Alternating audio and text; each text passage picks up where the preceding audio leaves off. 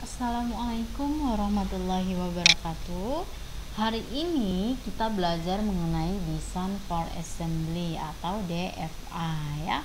Minggu lalu kita belajar mengenai apa? Mengenai perakitan ya. Oke, nah pengertian dari desain. Desain untuk perakitan bahasa Indonesia atau DFA ya. Jadi DFA itu merupakan suatu bagian dari sistem rancangan untuk manufaktur, design for manufacturing atau DFM. Jadi manufaktur ini merupakan suatu cabang industri yang mengaplikasikan peralatan, kemudian tenaga kerjanya itu untuk mengubah bahan mentah menjadi bahan jadi yang memiliki nilai jual ya. Itulah disebut dengan manufaktur. Jadi perakitan ini memegang peran penting dalam suatu manufaktur produk ya, untuk mengubah suatu barang mentah menjadi barang jadi ya.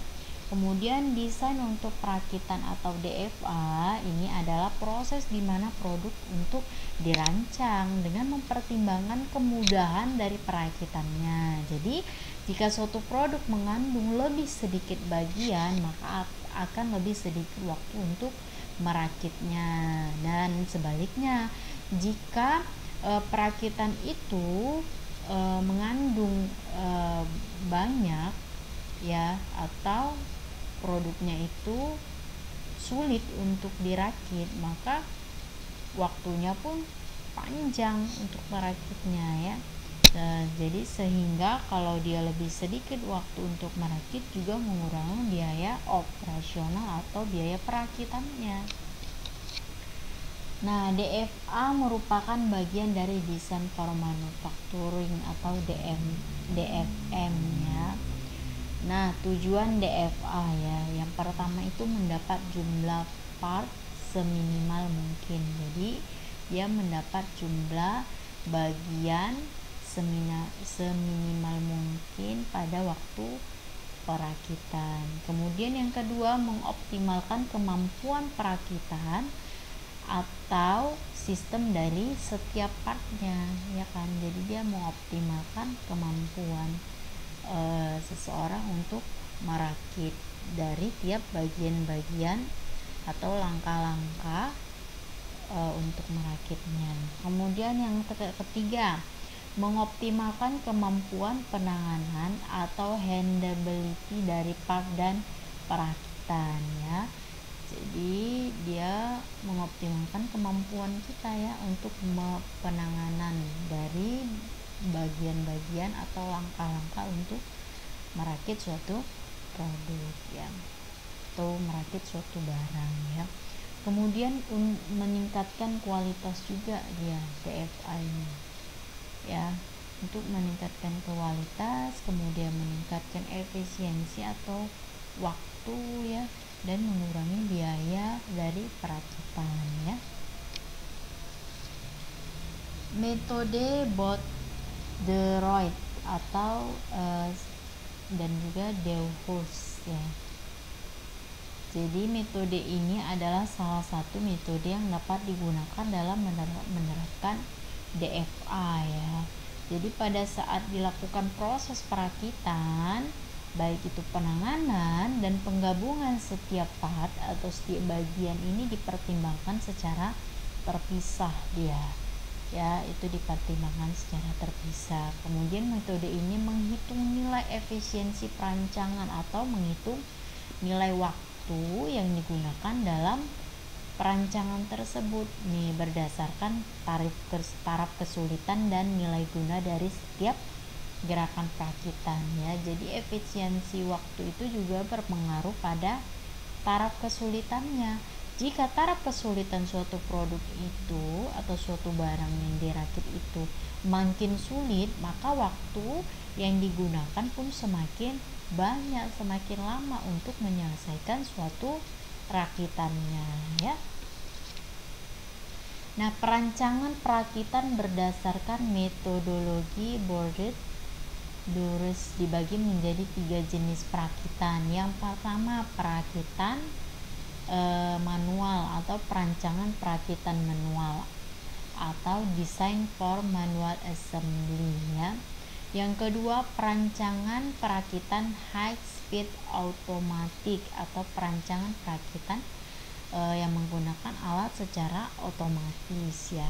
Kemudian yang ketiga, perancangan perakitan robotik atau perancangan perakitan yang menggunakan alat berupa robot ya. Kemudian yang pertama kita bahas adalah ini metode perakitan manual assembly ya. Jadi proses manual assembly ini secara manual dapat dibagi dua lagi. Yang pertama, handling atau kita mengklasifikasikan, dan sistem pengkodean ya. Jadi dalam merakit itu kita klasifikasikan dulu dari langkah pertama, langkah kedua kita kasih kode 1, kode 2 dan selanjutnya. Kemudian insertion atau pemasukan atau bisa juga penyisipan dia langkah-langkahnya, dan fastening atau proses pengikatan ya, atau menggabungkan beberapa bagian perakitannya ya. Menurut Bothroyd dan Durres, langkah-langkah analisis desain secara manual dapat dijelaskan sebagai berikut. Yang pertama, mendapatkan informasi terbaik tentang produk atau perakitan. Jadi kalau kita perakitan secara manual, kita harus tahu dulu, menggali informasi dulu tentang rakitan yang ingin kita buat atau tentang produk yang ingin kita buat.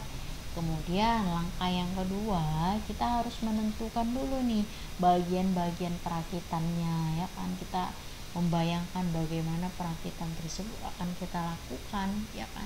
Sudah kita tentukan bagian-bagian rakitannya, kemudian kita membayangkan bagaimana langkah-langkah yang akan kita lakukan. Kemudian kita mengidentifikasi setiap item ya kan, setiap bagian dari produk menurut urutan rakitannya. Kita identifikasi, ini langkah pertama, ini langkah kedua untuk merakitnya, dan seterusnya ya. Jadi yang ketiga, kita harus membuat dan mengisi lembar kerja ya, yang merumuskan proses perakitan secara detail dari produk yang dirancang ya. Jadi ada sekitar 9 kolom ya untuk membuat lembar kerja pada proses perakitan secara detail ya. Ada lembar kerjanya. Jadi kalau kita sudah mengidentifikasi atau mengurutkan beberapa bagian itu, kita harus mengisi lembar kerjanya. Langkah pertama apa itu, kita isi secara tertulis. Yang keempat, kita mulai merancang ulang produk tersebut ya. Jadi pertama-tama yang kita lakukan adalah part yang memiliki jumlah identifikasi tinggi dirakit pada fitur kerja. Kemudian dilanjutkan dengan part-part yang tersisa satu persatu ya. Jadi bagian yang paling sulit itu dulu yang kita lihat, kita latih lagi ya untuk merancangnya ya. Kemudian perancangan ulang ini dilakukan sambil mengisi formulir lembar kerja untuk produk redesign atau sebelum kita mendesain produk tersebut. Kemudian kita perlu juga nih diperhatikan bahwa pengisian lembar kerja dilakukan per baris untuk setiap bagiannya ya. Jadi langkah pertama satu baris, langkah kedua dan seterusnya ya, yang terlibat dalam perancangan perakitan ulang produk ya. Jadi kita harus menyusun lembar kerja ini, kita langkah-langkah yang kita lakukan sesuai ya, dari pemberian nomor ya kan.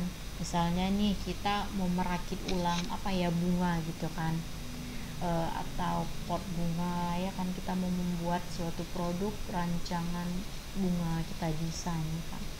Kita nanti pertama buat dulu potnya ya kan, kemudian susun bunga pertama, kedua dan seterusnya. Seperti itu kalau kita merakit ya, baik itu kita merakit suatu bunga atau kita merakit suatu mesin, misalnya mobil Tamiya ya kan, atau bisa bisa saja kita merancang apa aja lah yang bisa dirancang, yang dirakit banyak ya.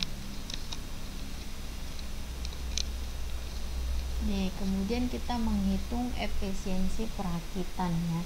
Jadi kalau dia perakitan secara manual atau manual assembly, dia ada perhitungan efisiensi perakitannya atau perhitungan waktu ya. Jadi terdapat dua faktor utama yang mempengaruhi biaya perakitannya dari suatu produk atau subproduknya. Yang pertama dari jumlah dari part dalam suatu produk ya.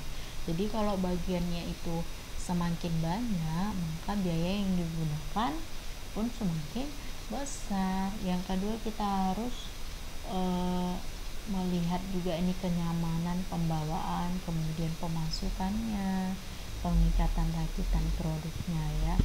Jadi kita harus memperhitungkan atau kita harus mempertimbangkan biaya yang harus kita keluarkan ya.